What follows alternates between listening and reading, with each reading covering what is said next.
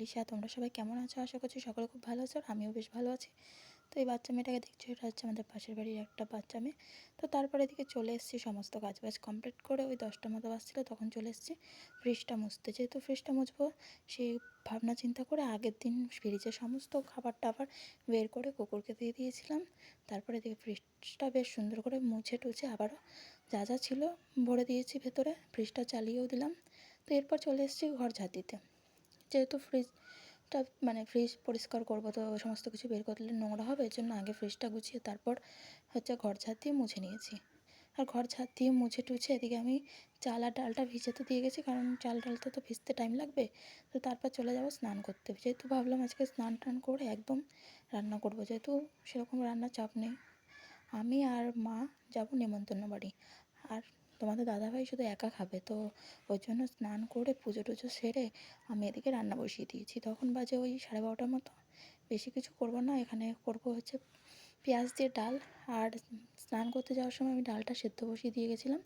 আর এদিকে ডিমের অমলেট করব, আর করেছি আলু ভাজা। তো এই দিয়ে ওর খাওয়া হয়ে যাবে, সেজন্য বেশি কিছু করলাম না। আমাদেরও নেমন্তন্ন আছে, একা খাবে, সেই জন্য এটাই ঠিক আছে। আর তোমার ভাগনা এসেছিলো পরীক্ষা দিতে, এবার ও বাড়ি চলে গেছে। ও যদি থাকতো তাহলে ওর জন্য দুজনের জন্য অন্য কিছু রান্না করতাম, আর ও একা তাহলে আর কী করবো। আর এদিকে আমার রান্নাও কমপ্লিট হয়ে গেছে। তারপরে এখানে একটু জলও ভরে নিয়েছি। আর এদিকে বেশ কিছু জামা কাপড় কেচেছিলাম স্নান করার আগে, সেটাও তোমাদের সাথে একটু শেয়ার করলাম। তারপর ওকে খেতে টেতে দিয়ে আমরা চলে গেছিলাম নেমন্তন্ন বাড়ি। খেয়ে দিয়ে বাড়ি চলে এসেছি। তো বাড়ি এসে 1 ঘন্টার মতো রেস্ট নিয়ে নিয়েছি। তো রেস্ট নেওয়ার পর আমি এদিকে আবারও ওই গ্যাসটা না মোছা হয়নি, যেহেতু ও চলে এসেছিলো আর আমাদেরও তাড়া ছিল, বেরিয়ে গেছিলাম। তো এখন মুছে নিলাম গ্যাসটা। আর কিছু বাসন কুসন ছিল যেগুলো ও খেয়ে রেখে গেছিলো, সেগুলো মেজে একদম চলে এসেছে এখানে জামাকাপড় ভাঁজ করতে। বেশ কিছুটা জামাকাপড় কাচা হয়েছে আজকে, কিছুটা মা কেচেছিলো, কিছুটা আমি কেচেছিলাম। সমস্তটাই আলনায় গুছিয়ে দিলাম, আর যেটা তোলার সেটা তুলে দিলাম। তারপর এদিকে চলে এসেছি, ঘরটা ঝাড়ু দিয়ে দিয়েছি। তারপর চলে এসেছি সোজা নাইটি চেঞ্জ করে সন্ধ্যা দিতে হবে সেজন্য। তো নাইটিও চেঞ্জ করে নিয়েছি, হাত পা ধুয়ে নিয়েছি, সন্ধ্যা দিয়ে একদম এখানে চা করে নিলাম।